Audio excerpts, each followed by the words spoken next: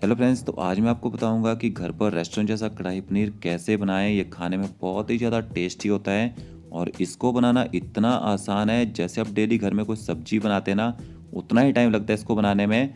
इसमें सिर्फ दो ही मेन इंग्रेडिएंट्स होते हैं, एक कढ़ाई का मसाला और दूसरा मैं आपको लास्ट में बताऊँगा।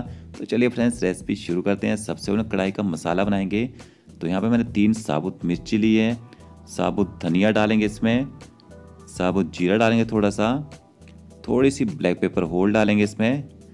अब हमने इन मसालों को एकदम लो फ्लेम में तब तक भूनना है जब तक इसका जो मॉइस्चर है वो खत्म ना हो जाए, और कंटिन्यू अपने पलटा चलाते रहना है ताकि ये मसाले जले ना और अच्छे से रोस्ट हो जाएं।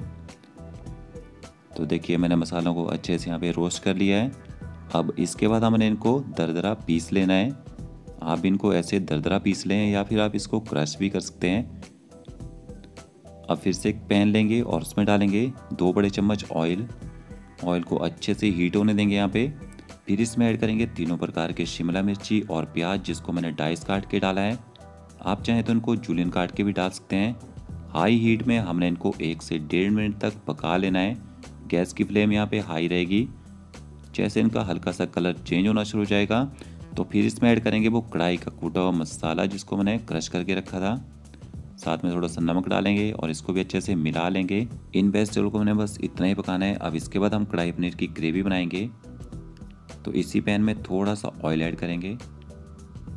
ऑयल जैसे थोड़ा गर्म हो जाए तो इसमें डालेंगे साबुत मिर्ची, थोड़ा सा साबुत धनिया डालेंगे और थोड़ा सा साबुत जीरा, और साथ में ऐड करेंगे बारीक कटा हुआ लहसुन। अब हमने इनको अच्छे से पका लेना है। तो गैस की जो फ्लेम है वो यहाँ पे मीडियम रहेगी, क्योंकि अगर गार्लिक को हम ज़्यादा हाई हीट में पकाते हैं तो गार्लिक जलने में टाइम नहीं लगता है।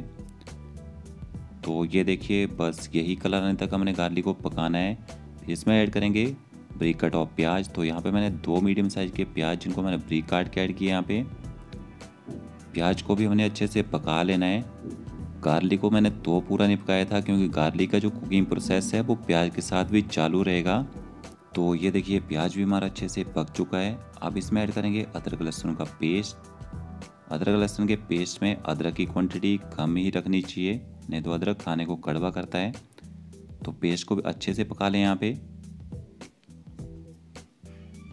तो ये देखिए पेस्ट भी पक चुका है। अब इसमें ऐड करेंगे फ्रेश टमाटो प्यूरी। ये मैंने 2 बड़े टमाटर लिए थे जिनको मैंने पीस के ऐड किया है। अगर आपके पास मिक्सी ग्राइंडर ना हो तो आप इनको बारीक काट के भी डाल सकते हैं यहाँ पे। और टमाटर थोड़ा जल्दी पक जाएं तो इसमें नमक भी ऐड कर देंगे। 1 छोटा चम्मच डालेंगे यहाँ पे कश्मीरी लाल मिर्च पाउडर ताकि कलर अच्छा है। थोड़ा सा हल्दी पाउडर ऐड करेंगे। बारीक कटी हुई हरी मिर्ची डालेंगे। मिर्ची आप अपने टेस्ट के अनुसार ज़्यादा कम कर सकते हैं। अगर आप ज़्यादा तीखा खाते हैं तो हरी मिर्ची आप ज़्यादा भी डाल सकते हैं इसमें। अब हमने टमाटरों को तब तक पकाना है जब तक टमाटर अपना ऑयल रिलीज़ ना करते हैं। तो कंटिन्यू आप पलटा चलाते रहें। आप चाहें तो उनको कवर करके भी पका सकते हैं। तो ये देखिए टमाटर अच्छे से यहाँ पे पक चुके हैं। अब इसमें बाकी ड्राई मसाले भी ऐड कर देते हैं।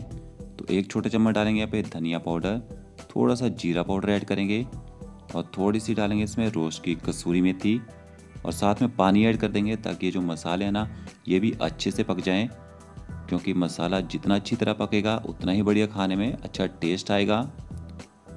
तो मसालों को भी हमने अच्छे से पका लेना है। अगर हम पहले टमाटरों के साथ ही मसाले ऐड कर देते ना तो फिर टमाटर अच्छे से पकते नहीं हैं। तो ये देखिए मैंने यहाँ पे मसालों को भी अच्छे से यहाँ पे पका लिया है। अब इसमें ऐड करेंगे 2 छोटे चम्मच काजू का पेस्ट।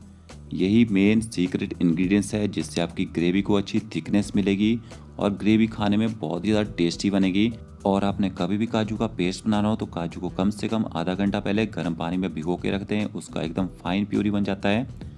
तो देखिए मैंने काजू के पेस्ट को ही मसाले के साथ अच्छे से मिला लिया है। अब इसमें कैप्सिकम और प्याज भी ऐड कर देंगे जिनको मैंने पहले भून के रखा था। अब इनको हमने ज़्यादा पकाना नहीं है, सिर्फ इनको मिक्स करेंगे। तो हमारा जो मसाला ना एकदम ड्राई सा लग रहा है, तो अब हम इसमें पानी ऐड करेंगे।